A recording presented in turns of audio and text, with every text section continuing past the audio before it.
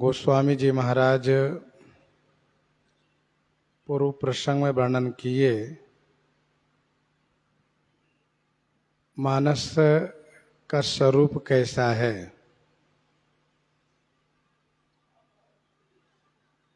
चार संवाद ही चार घाट है,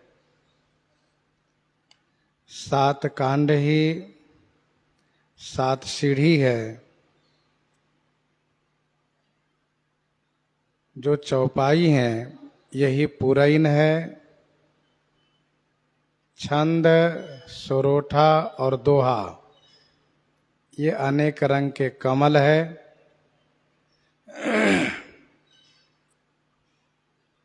पुण्य समूह यही सुंदर भंवरे के समूह है।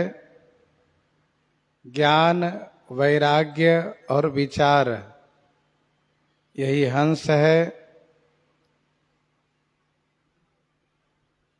ध्वनि काव्य, अवरेव काव्य, गुण काव्य और जाति काव्य यही बहुत प्रकार के मनोहर मीन है।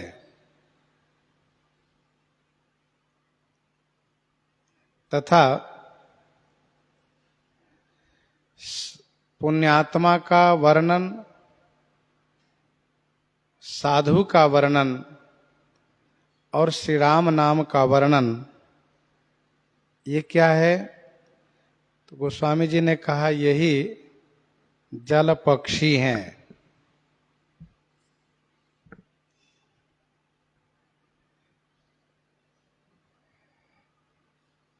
श्रीमद् रामचरितमानस जी में जहां ये वर्णन है,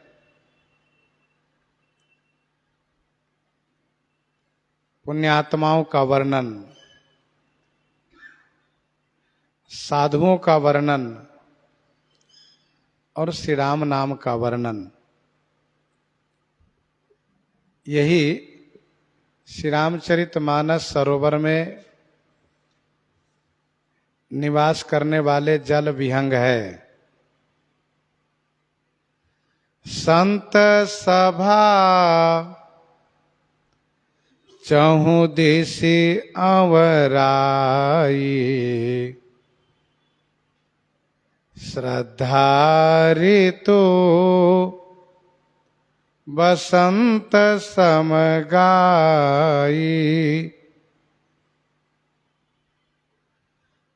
संत सभा चहु दिसि अवराई,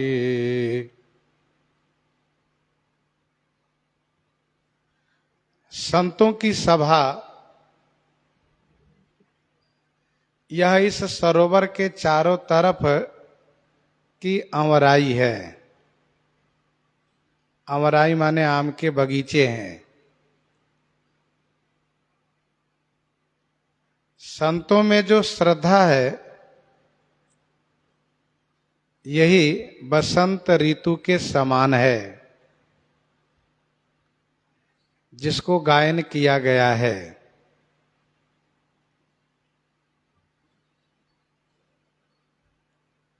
बाग की शोभा बसंत ऋतु में होती है। संतों की शोभा श्रद्धा उत्पन्न होने पर होती है।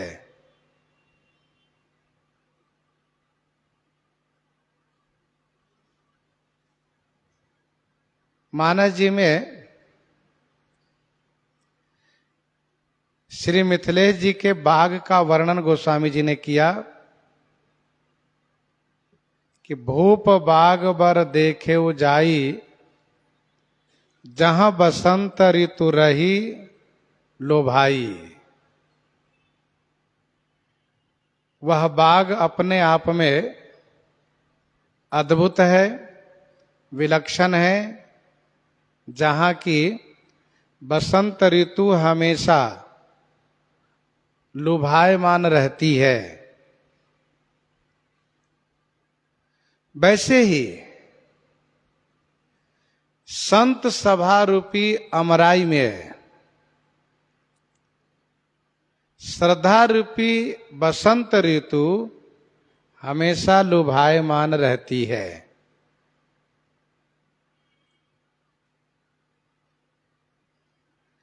प्राकृतिक बागों में बसंत ऋतु आने पर शोभा होती है, लेकिन संत सभा रूपी अमराई में बसंत ऋतु हमेशा वहीं बनी रहती है। इसीलिए हमेशा सभी काल में शोभा होती है।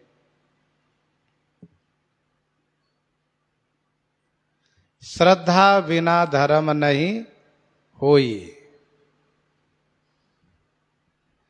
बिना श्रद्धा के धर्म हो नहीं सकता। गोस्वामी जी ने संतों की श्रद्धा को बसंत ऋतु से उपमित किया है। संतों की श्रद्धा कभी कमजोर पड़ती नहीं है। श्रद्धा हमेशा बनी रहती है संतों में।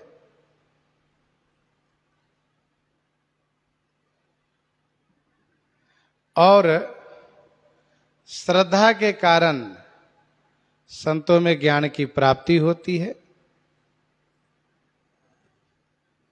भक्ति की प्राप्ति होती है। तो श्रद्धा संत सभा चहुदिशी अमराई, यहां पर इस चौपाई में समझने का प्रयास करना चाहिए कि यह कौन सी संत सभा है जो अमराई है। 4 संवाद जो है वह तो 4 घाट है।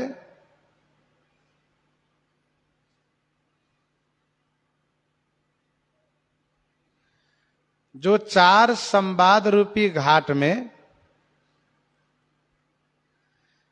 कथा सुनने वाले संत समाज हैं, संत समूह, यही अमराई है।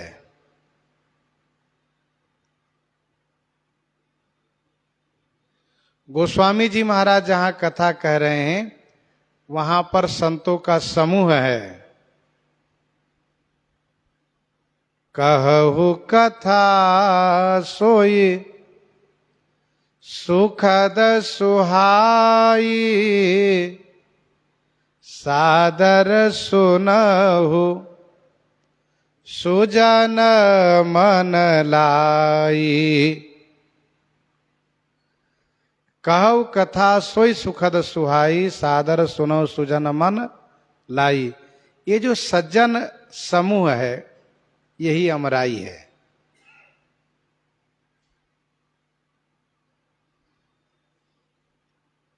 तीर्थराज प्रयाग में श्री भरद्वाज जी के आश्रम में बहुत से संत हैं।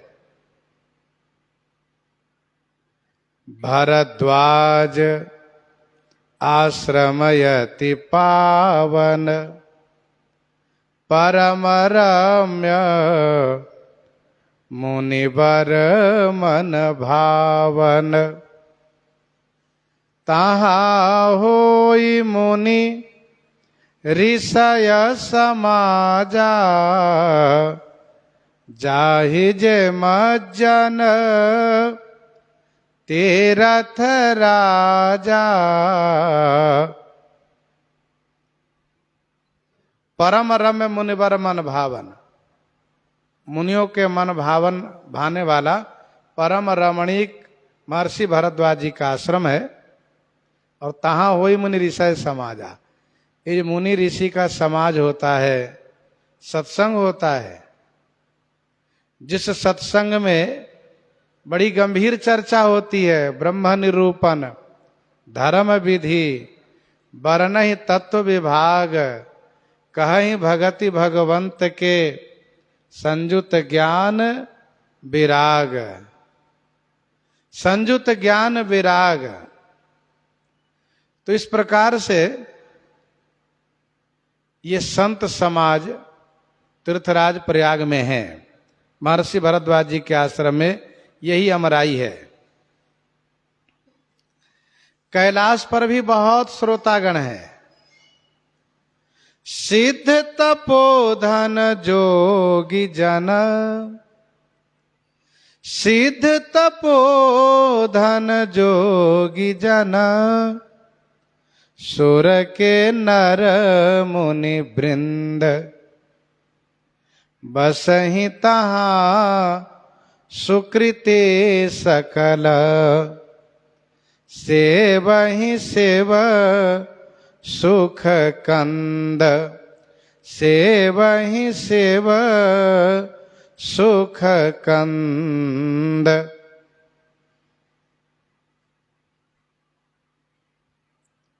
ये लोग वहां रहते हैं, कहाँ? कैलाश पर।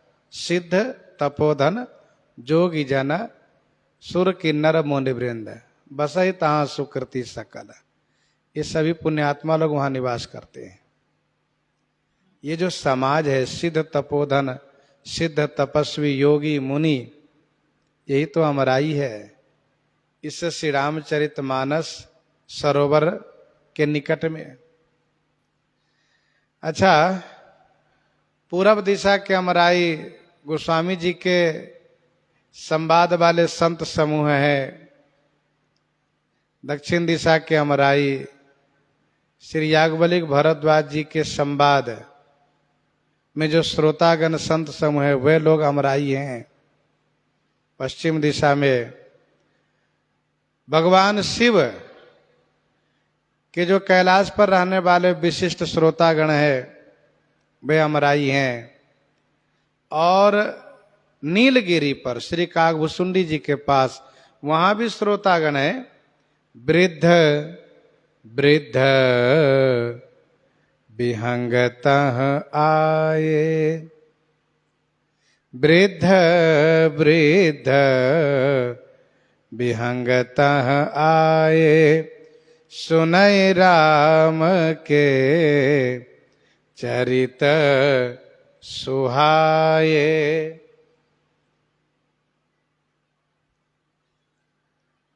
ये सब श्रोतागण अमराई है। तो संत सभा चहुदिशी अमराई, श्रद्धा ऋतु बसंत समगाई। श्रद्धा ऋतु ही, श्रद्धा ही बसंत ऋतु के समान गाई गई है।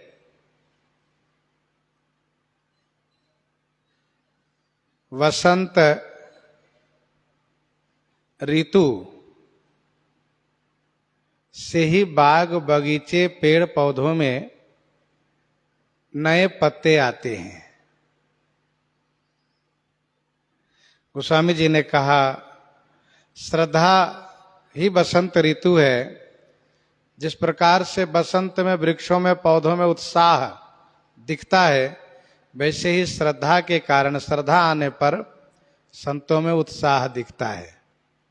और आगे, भगति निरूपण विविध विधाना, भगति निरूपण विविध विधाना, क्षमा दया द्रुम लता बिताना,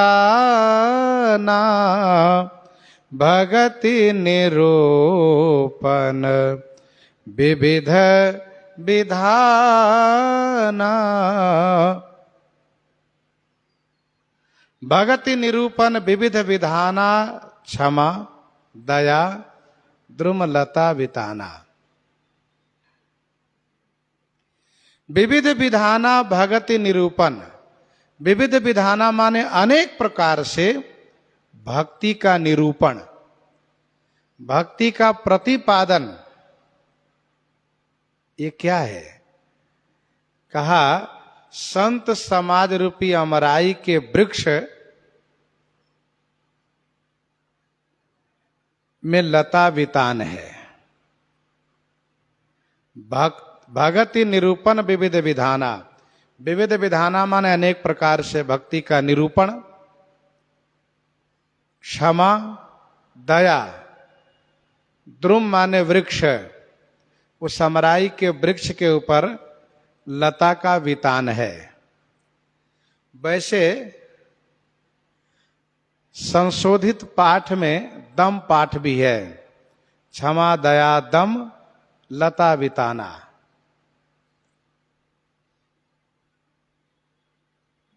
संतों ने द्रुम पाठ को भी स्वीकार किया है। भक्ति निरूपण विविध विधाना, अनेक प्रकार से भक्ति का निरूपण होना, प्रतिपादन होना, क्षमा का वर्णन, दया का वर्णन, और द्रुम से माने वृक्ष पर, और यदि दम पाठ का अर्थ करते हैं तो दम माने इंद्रिय दमन, इंद्रियों का निग्रह। ये लता का वितान है, लता का मंडप है।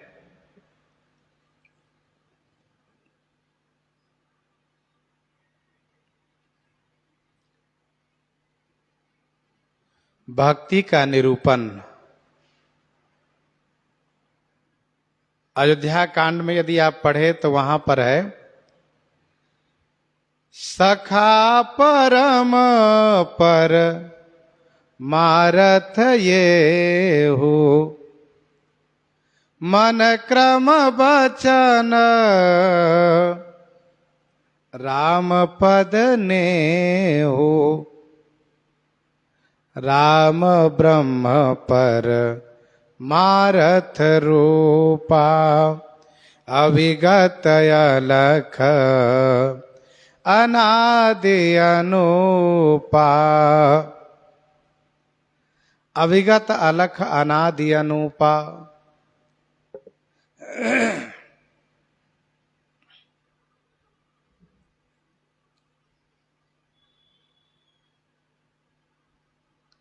तो भगति निरूपण विविध विधाना,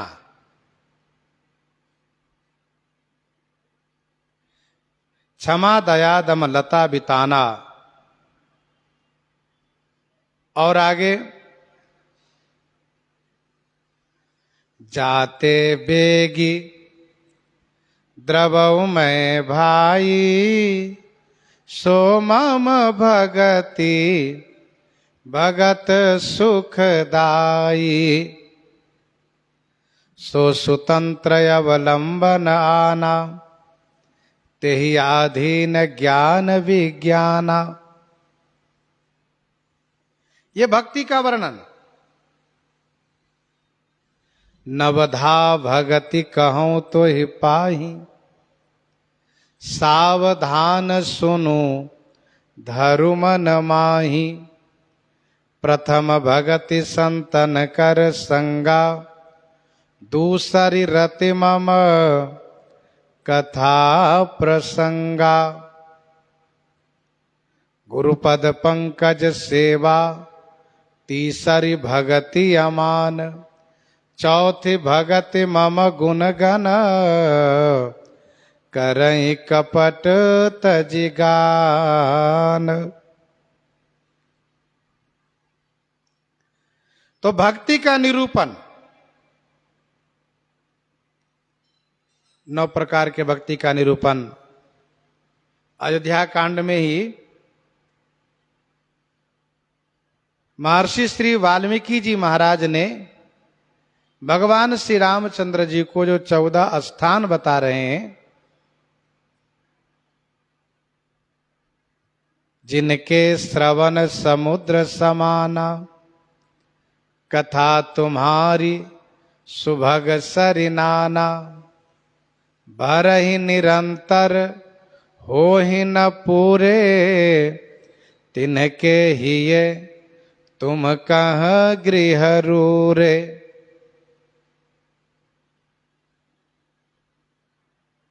ये 14 प्रकार की भक्ति का वहां वर्णन है 14 स्थान के रूप में।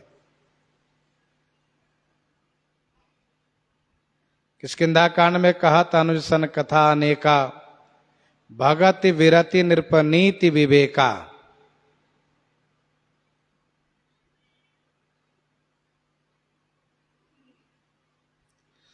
उत्तर कांड में पूर्वासियों से भगवान श्री रामचंद्र जी कहते हैं, कहु भगति पथ कवन प्रयासा, जोगन मख जप तप उपवासा, सरल सुभावन मन कुटिलाई, जथा लाभ संतोष सदाई।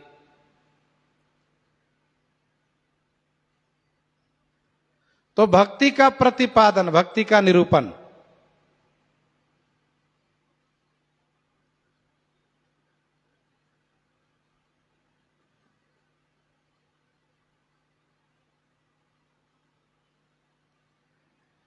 और श्री कागभूषुंडी जी ने गरुड़ जी से भक्ति का निरूपण किया। राम भगति चिंतामणि सुंदर, बसई गरुड़ जाके उर अंदर, परम प्रकाश रूप दिन राती, नहीं कछु चाहिए दिया घृत बाती, नहीं कछु चाहिए दिया घृत बाती, परम प्रकाश रूप दिन राती।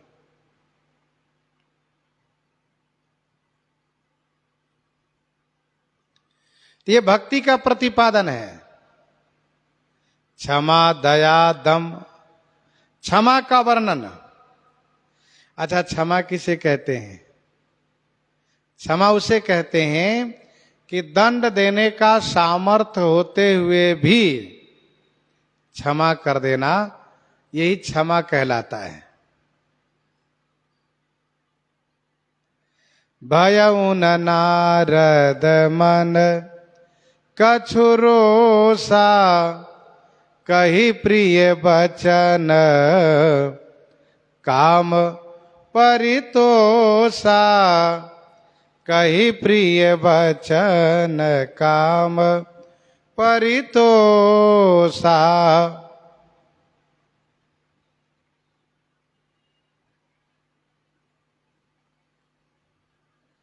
ये है क्षमा।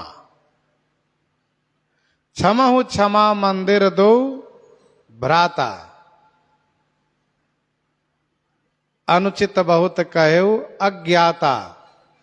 यह है क्षमा।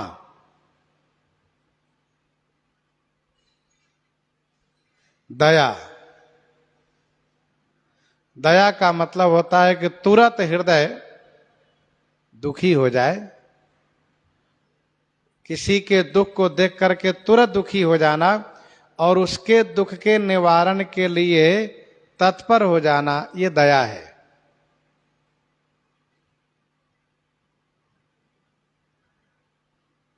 सुनि लक्ष्मण हंसी तुरत बोलाए,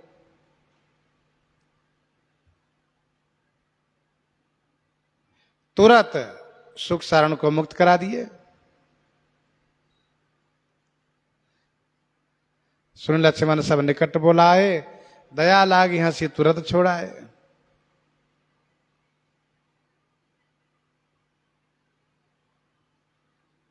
नारद देखा विकल जयंता, लागी दया कोमल चित संता।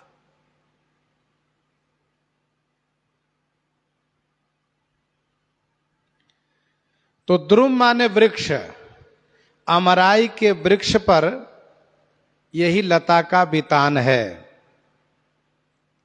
लताओं का मंडप है। और समजम नियम फूल फल ज्ञाना, समजम नियम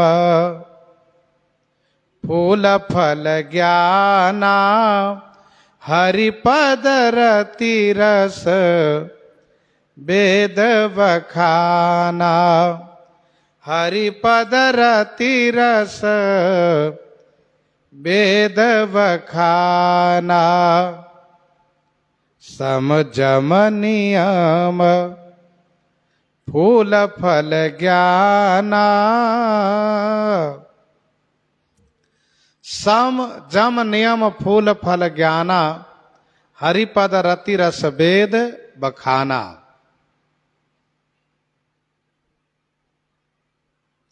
सम, सम का अर्थ होता है अंतस्थ जो इंद्रियां हैं उनको भगवान में अनुरक्त कर देना, सबको एक करके भगवान में अनुरक्त कर देना सम कहलाता है। तो अंतस्थ इंद्रियां है कौन? कहा मन बुद्धि चित्त अहंकार, ये अंतस्थ है। इन चारों को अलग अलग न रख करके एक करके, अर्थात जो मन में हो वही बुद्धि में, वही चित्त में और वही अहंकार में भगवान श्री राम जी में अनुरक्त कर देना, ये सम कहलाता है। जम नियम, जम नियम के संदर्भ में मनु जी ने यह कहा कि 5 प्रकार के होते हैं जम और नियम। श्रीमद् भागवत महापुराण में 12 की संख्या बताई गई है स्मृतियों में। जैसे कि जागवलिक स्मृति में लिखा है 10 प्रकार के जम नियम है। हम लोग मानस जी की कथा में प्रसंग प्रसंग पर इन तीनों की चर्चा करते हैं। याज्ञवल्क्य स्मृति में लिखा है अहिंसा सत्यमस्तेयम ब्रह्मचर्य दयार्जवम क्षमा धृति मिताहारः शुचिश्च संयमादस। अहिंसा, हिंसा न करना किसी प्रकार से। सत्य, अस्त्यम चोरी न करना। ब्रह्मचर्य, दयावान होना। अर्जवम होना, क्षमावान होना। धृति हो, मिताहार हो। ये 10 संयम है। 10 प्रकार के नियम भी है। शौचे ज्या च तपोदानम, शौच हो बाहर भीतर शुद्धि। यज्ञ माने यज्ञ हो। शौचे ज्या च तपोदानम स्वाध्यायोपस्थ निग्रहम व्रतोपवास मौनानि स्नानम च नियमा 10। ये 10 नियम है। तो सम जम नियम ये क्या है? कहा ये फूल है। उस अमराई में फूल है और ज्ञान फल है। हरिपद रति यही रस है। भगवान के श्री चरणों में अनुराग प्राप्त होना यही रस है। वेद बखाना, वेदों ने बखान किया है। हरिपद रति रस वेद बखाना, वेदों ने बखान किया है।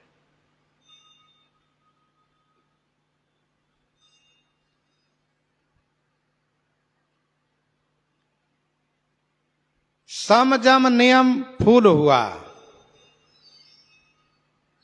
और फूल की शोभा तभी है जब उसमें फल लग जाए। कुछ ऐसे पौधे होते कुछ केवल फूल ही रह जाता है, फल लगता ही नहीं, फिर उसकी वो शोभा नहीं है। तो सम जम नियम यदि हम जीवन में किए हैं तो उसका फूल लगना चाहिए, फल लगना चाहिए। फल क्या है? कहा ज्ञान। सम जम नियम फूल है तो ज्ञान ही फल है। और फल कैसा होना चाहिए? कहा रस से भरा हो। और रस से भरा हुआ आम फल होता है। आम के समय में सभी फल फीका हो जाता है। आम का नाम ही रसाल है, रस से परिपूरित है। आम ही एक ऐसा फल है जो सबको प्रिय लगता है।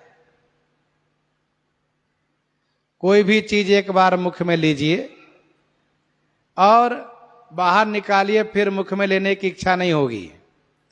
लेकिन आम ऐसा है जिनको हम बार बार मुख से लेते हैं, क्योंकि वह रसाल है। तो आम रसमय है। तो यहां पर गोस्वामी जी कहते हैं, हरिपद रस रति रस वेद बखाना। श्री हरि पद में रति होना ये रस है, जो रस से परिपूरित है।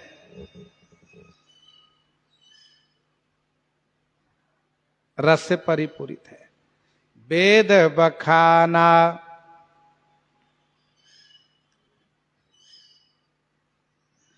भागवत जी को भी कहा गया है कि यह आम है, रसाल है। और खास करके भगवान सुखदेव सुख मुख द्वारा उचिष्ट है, जो रस से परिपूरित है, रसमाला मालामय है, रसमालय है। ज्ञान में यदि भक्ति नहीं आई तो ज्ञान की शोभा नहीं है। सोहन राम प्रेम बिनु ज्ञानु, करन धार बिनु जिमि जल जानु, करन धार बिनु जिमि जल जानु। बिना कर्णधार के जलजान की शोभा नहीं है। श्री राम प्रेम के बिना, भक्ति के बिना ज्ञान की शोभा नहीं है।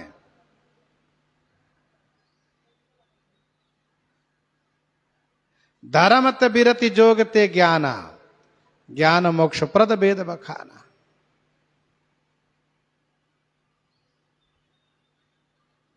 होई विवेक मोह भ्रम भागा, तब रघुनाथ चरण अनुरागा। नहीं तो जोग कुजोग ज्ञान अज्ञानू, जहन ही राम प्रेम पर धानु। हरिपद रति रस वेद बखाना, और कथा अनेक प्रसंगा। तेई सुख पीक बहु बरन विहंगा। मानस जी में और कथा अनेक प्रसंगा, और भी जो अनेक कथा का प्रसंग है, और भी जो अनेक कथा के प्रसंग है। तेई सुख पीक बहु बरन विहंगा। तेई माने वे ही, बहुवर्ण माने बहुत रंग के, सुक पीक और विहंगा है। सुक तोता है, पीक माने कोयल है, विहंगा माने अनेक पक्षी हैं।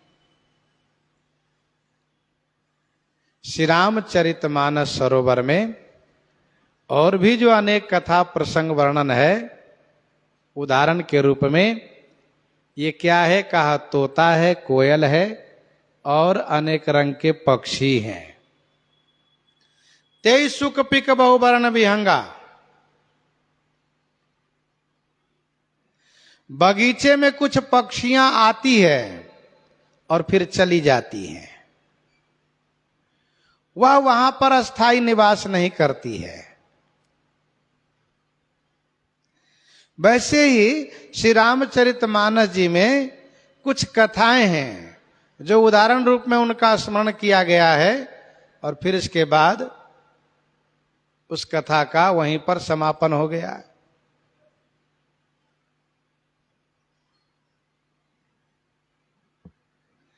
ते सुख पिक बहु वरण विहंगा। जैसे शिवि दधीच हरिश्चंद नरेसा, सहे धर्म हित कोटि कलेसा। शिवि दधीच हरिश्चंद कहानी, एक एक सन कहहि बखानी। शशि गुरु तिय गामी नहुस, चढ़े भूमि सुर जान। लोक वेद ते विमुख भाव, अधमन बेन समान। अधमन बेन समान।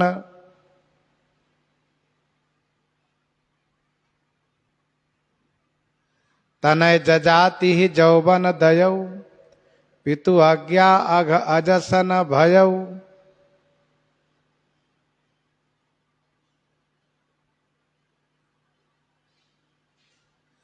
बा निराश उपजी मन त्रासा, जथा चक्र भय ऋषि दुर्वासा। दंडक बन पुनीत प्रभु करहु, उग्र श्राप मुनि बर कर हरहु।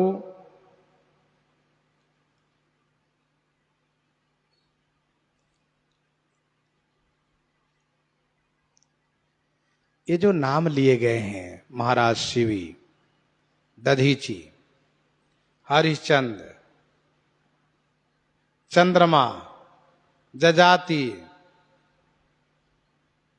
और तापस अंध साप सुधियाई, श्रवण कुमार के माता पिता,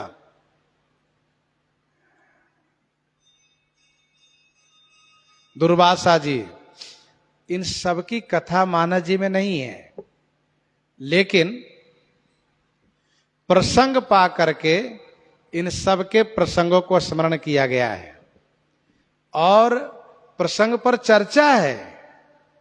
ऐसा नहीं केवल नाम ले लिया गया है, सो नहीं। शिवि दधीच हरिश्चंद्र कहानी, एक एक सन कहाई बखानी, विस्तार से। तो ये सब सुख पिक बहु वरण विहंगा। एक बात और ध्यान दीजिएगा, भागवत जी से जो कथा है, श्री रामचरितमानस जी में भागवत जी से संबंधित जो कथा है, यही सुक है, तोता है। श्रीमद् वाल्मीकि रामायण से संबंधित जो कथा है, ये कोयल है। कुजंतम राम रामेति मधुरम मधुराक्षरम, आरुह्या कविताम शाखा वंदे वाल्मीकि कोकिलम। ये कोयल है। और जो अनेक धर्मात्माओं के नाम लिए गए हैं, अनेक धर्मात्माओं की चर्चा है, यही है बहुवर्ण विहंगा के जगह महाभारत। तो सुख से भागवत, पिक से वाल्मीकि रामायण, पिक से वाल्मीकि रामायण, और बहुवर्ण विहंगा से महाभारत। तो मानस जी में महाभारत, वाल्मीकि रामायण और भागवत जी, इन सब से कथा ली गई है। ते सुख पिक बहुवरण विहंगा,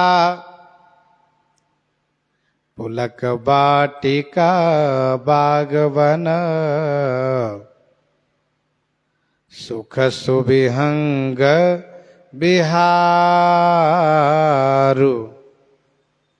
माले सुमन स्नेह जल। सिंचत लोचन चारु, सिंचत लोचन चारु। पुलक बाटिका बागवन, सुख सुविहंग बिहारु।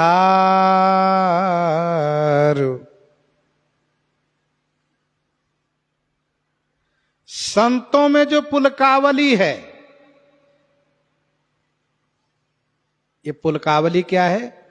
वाटिका है, बाग है और वन है। तथा जो उनको सुख प्राप्त है संतों को, ये सुख ही विहंग माने पक्षी हैं, पक्षियों का विहार है। सुंदर मन, सुमन माने सुंदर मन, यही माली है। स्नेह ही जल है। सुंदर नेत्र ही घट माने घड़ा है, जिससे सिंचन कर रहे हैं। सिंचत लोचन चारु, पुलक वाटिका बागवन, सुख सुविहंग बिहारु, माली सुमन स्नेह जल, सिंचत लोचन चारु। पुलक वाटिका बागवन, सुख सुविहंग बिहारु, माली सुमन स्नेह जल, सिंचत लोचन चारु। जैसे अमराई में तीन परिखा है, तीन परिखा है, जिसका नाम है वाटिका, बाग और वन। वैसे ही इस श्री रामचरितमानस सरोवर में संत सभा रूपी अमराई में भी तीन तरह की जो पुलकावली है, तीन तरह की जो पुलकावली है, यही है वाटिका, बाग और वन। यही है वाटिका, बाग और वन है।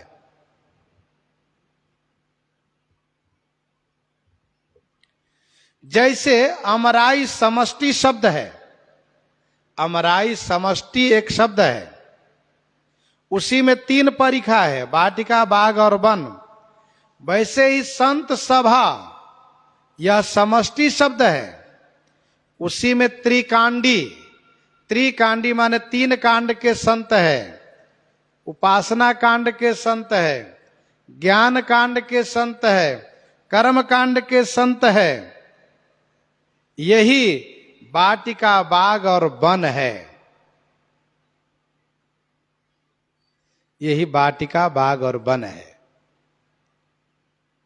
जो भक्ति कांड है, जो उपासना कांड वाले संत है, उनकी पुलकावली वाटिका है, वाटिका, और हमेशा उसका सिंचन किया जाता है। यदि 2 दिन सिंचन करना छोड़ दे तो वाटिका मुरझा जाती है। तो भक्ति कांड वाले संत वाटिका है।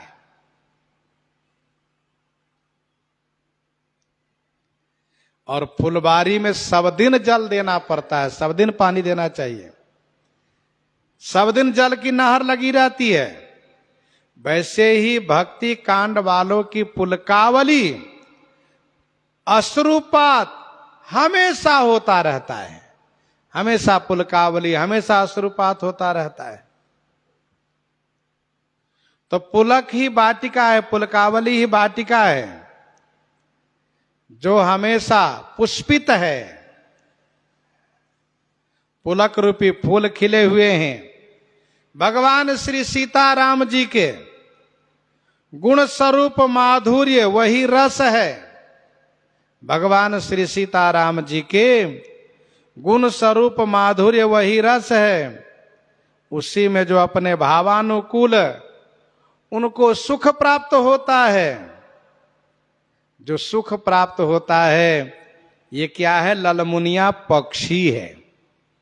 वाटिका की पक्षी कौन सी होती है? कहा ललमुनिया पक्षी।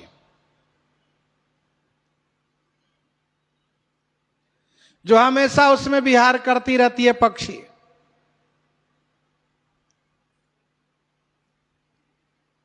ज्ञान कांड वालों की जो पुलकावली है, ध्यान दीजिएगा, ज्ञान कांड वालों की जो पुलकावली है, यही बाग है।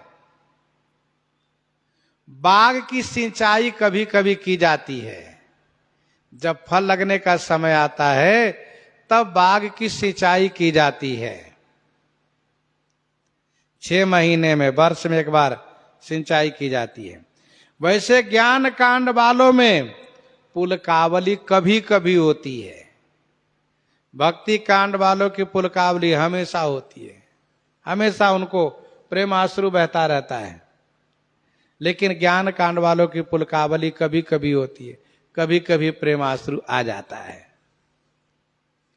उसमें जीवन मुक्त फल है, ब्रह्मानंद रस है।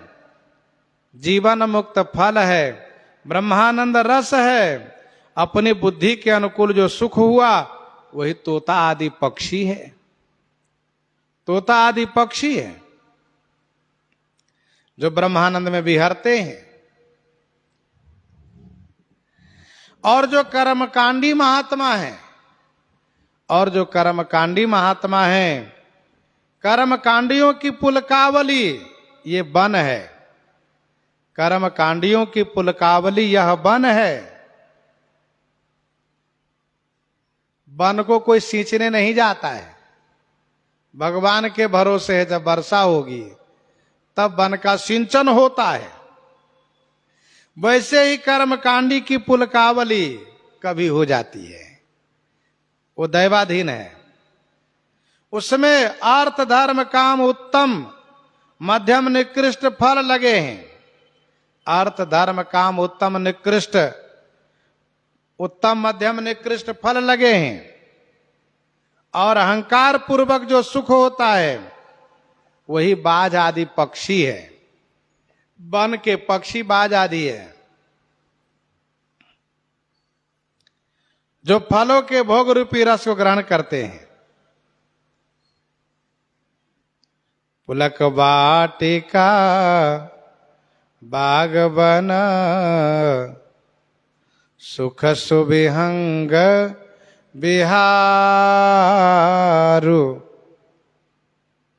पुलक वाटिका बाग बना सुख सुविहंग बिहारू। संतों की पुलकावली यही वाटिका बाग वन है। सुख ही सुंदर पक्षी का बिहार है। जैसे और भी जगह इसे वर्णन किया गया है। सुमन वाटिका बाग बना सुख सुविहंग समाज। फूलत फलत सुपल्लवत सोहत पुरचऊ पास।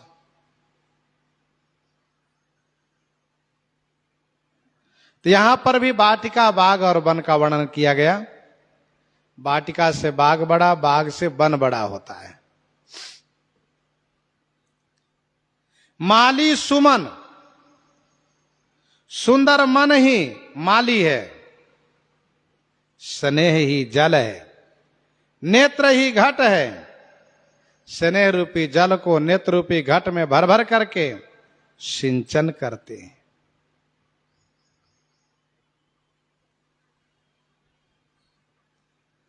माली सुमन स्नेह जल सिंचत लोचन चारु। जे गावहि यह चरित संभारे। जे गावहि यह चरित संभारे। ते यही ताल चतुर रखवारे। ते यही ताल चतुर रखवारे। जे गावहि यह चरित संभारे। ते यही ताल चतुर रखवारे।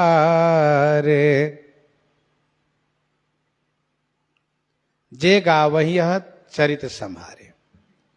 जे माने जो कोई, यह चरित माने इस चरित को संभाल पूर्वक गायन करते हैं। ते माने वह चतुर, यही ताल माने इस तालाब के, इस सरोवर के चतुर रखवाले हैं। वे ही इस तालाब के चतुर रखवाले हैं। जे गावहीं यह चरित संभारे, ते यही ताल चतुर रखवारे। यह श्री रामचरित मानस रूपी सरोवर स्वरूपतः सुंदर है, स्वरूपतः सुंदर है। इसके अंदर कोई कचरा नहीं, कोई गंदगी नहीं है। बाहर से कोई गंदगी ना डाले, बाहर से कोई कचरा ना डाले, इसलिए इस सरोवर के रक्षक हैं। जैसे मान सरोवर के रक्षक है मंजू केसरी नाम के ऋषि, मान सरोवर के रक्षक हैं मंजू केसरी नाम के ऋषि, वैसे ही इस श्री रामचरित मानस के रखवाले रक्षक हैं कौन? कहा जो संभाल पूर्वक गायन करने वाले वक्ता है। जे गावहीं यह चरित संभारे, ते यही ताल चतुर रखवारे, ते यही ताल चतुर रखवारे।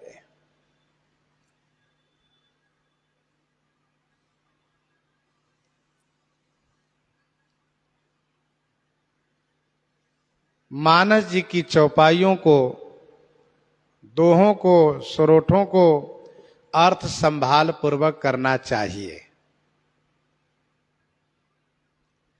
मानस जी की प्रत्येक पंक्तियों को, मानस जी की प्रत्येक पंक्तियों को संभाल पूर्वक अर्थ करना चाहिए। जैसे कहब संदेश भरत के आए, नीति न तजिए राजपद पाए।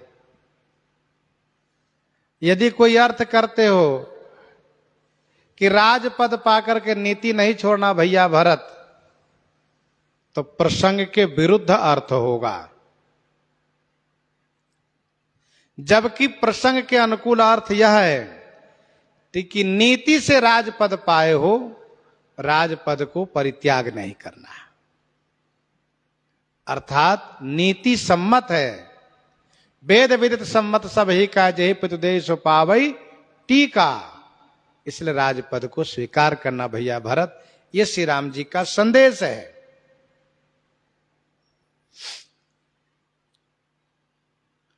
क्योंकि यदि ऐसा अर्थ कर लेते हैं कि राजपद पाकर के नीति नहीं छोड़ना, तो फिर उस दोहे से इसका अर्थ खंडित हो जाएगा कि भरतई होई न राजमद विधि हरिहर पद पाई। भरतई होई न राजमद विधि हरिहर पद पाई, कबहू की काजी सी करनी क्षीर सिंधु बिन साई, क्षीर सिंधु बिन साई।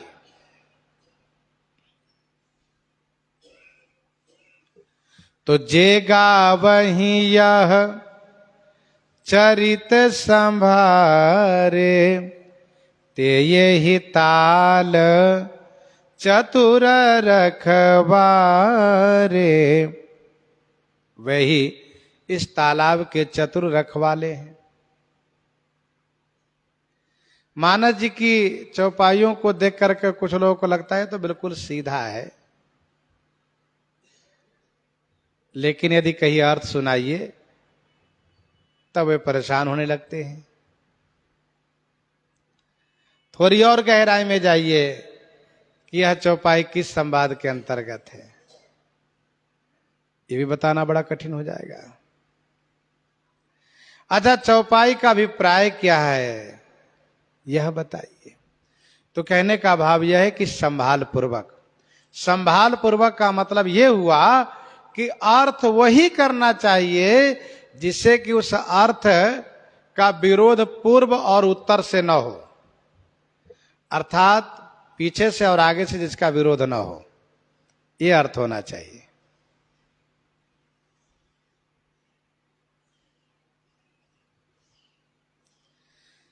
चतुर रखवाला वह होता है कि न बहुत दूरी न बहुत पास में रहता है, न बहुत दूर पर हो न बहुत पास में हो। कछुक दूरी सजीबान सरासन, जागन लागे बैठी विरासन। ये रखवाली का मतलब होता है। बिल्कुल पास हो, पता चला कि बिल्कुल हमला हो गया, हम कुछ कर ही नहीं पाए। बहुत दूर है, जब तक आवाज लगावे तब तक यहां बात बिगड़ गई। इसलिए ना बहुत दूर ना बहुत पास। इस तालाब में कोई गंदगी ना डाले, अर्थात कोई छेपक ना मिला दे, अथवा कोई अर्थ की जगह अनर्थ न कर दे, गलत अर्थ न कर दे। ये रखवालों की जिम्मेदारी होती है। अच्छा, पहले ऐसा हुआ करता था कि अर्थ करने में लोग घबराते थे, डरते थे कि संत महापुरुष तो डांट देंगे। अब भी बहुत ऐसे लोग हैं जो घबराते हैं, और बाकी लोग व्यवहारिकता को ध्यान में रखते हुए घबराते नहीं, जो मन में आया वही अर्थ कर देते हैं।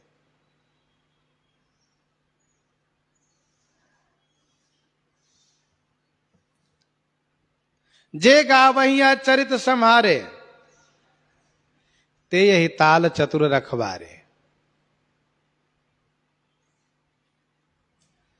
सदा सुनहि सा दर नर नारी, ते सुर बर मा नसय अधिकारी। सदा सुनहि सा दर नर नारी, ते सुर बर मा नसय अधिकारी। सदा सुनहि सादर नर नारी। नर नारी सदा एवं सादर सुनहि। जो नर नारी, सदा माने हमेशा, सादर माने आदर पूर्वक श्रवण करते हैं,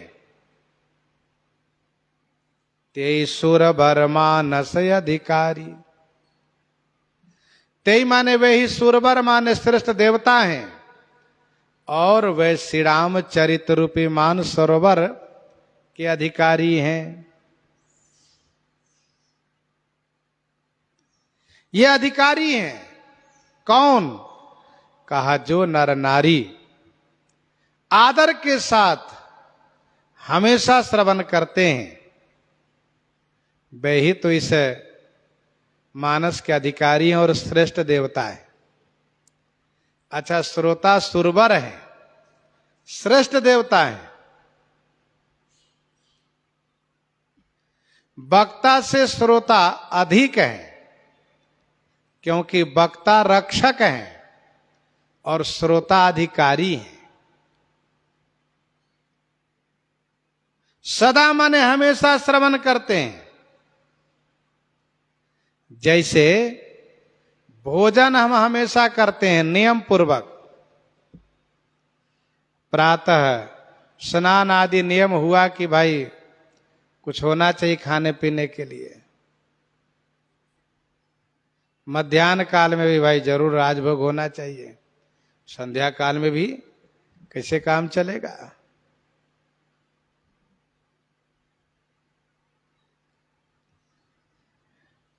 दो रोटी सुबह, 8 रोटी दोपहर, शाम को 4 रोटी तो चाहिए ही। मतलब बाल भोग हो, राजभोग हो, बेयारू हो, सब होना चाहिए। तो वैसे ही कथा भी सदा हमेशा नियम पूर्वक श्रवण करें।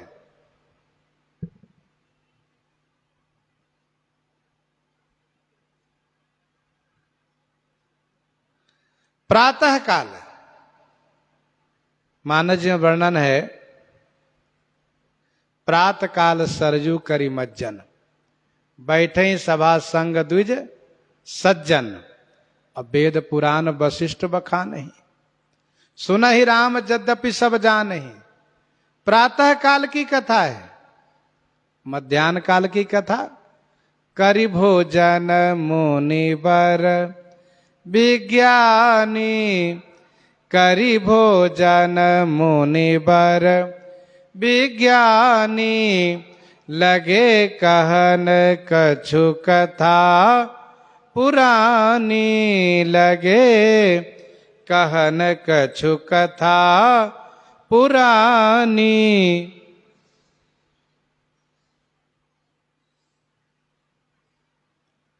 रात्रि में ब्यारू के बाद भी कथा, कहत कथा इतिहास पुरानी, रुचिर रजन जुग जाम सिरानी, तब मुनिवर शयन किन तब जाई। तो जैसे भोजन का नियम है वैसे कम से कम कथा का भी नियम होना चाहिए। सदा सुनहि आसादर नर नारी, सादर माने आदर पूर्वक श्रवण करें, आदर पूर्वक। ऐसा नहीं कि बाद में आवे पहले भाग जाए, कथा शुरू हो जाए तो आवे और कथा बंद हुई कि भाग जाए, इसको आदर नहीं कहा जाता है। आदर का मतलब कथा शुरू होने के पहले आवे, कथा समापन के बाद जाए। और आदर का मतलब दत्तचित होकर, ऐसा नहीं कि कथा में बैठे और सारा हिसाब किताब कथा में ही अपना चिंतन करने लगे, इसको सादर नहीं कहते हैं। अथवा लिए मोबाइल और फिर इसके बाद सब लेखा जोखा गुणा गणित करने लगे, बैठे हैं खाली हैं, कोई कथा तो कान से सुन रहे हैं, हाथ से अपना हिसाब किताब कर लें, सो नहीं। आदर पूर्वक दत्तचित होकर के, थोरे मह सब कहू बुझाई, तात सुनऊ सादर मन लाई।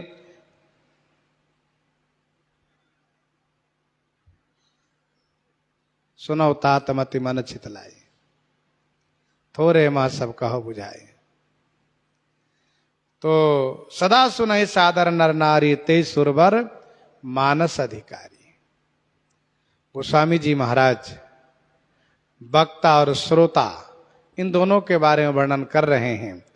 प्रसंग को हम आप यहीं पर हृदयांगम करते हैं। आइए श्रवण करते हैं श्री भक्तमाल जी से।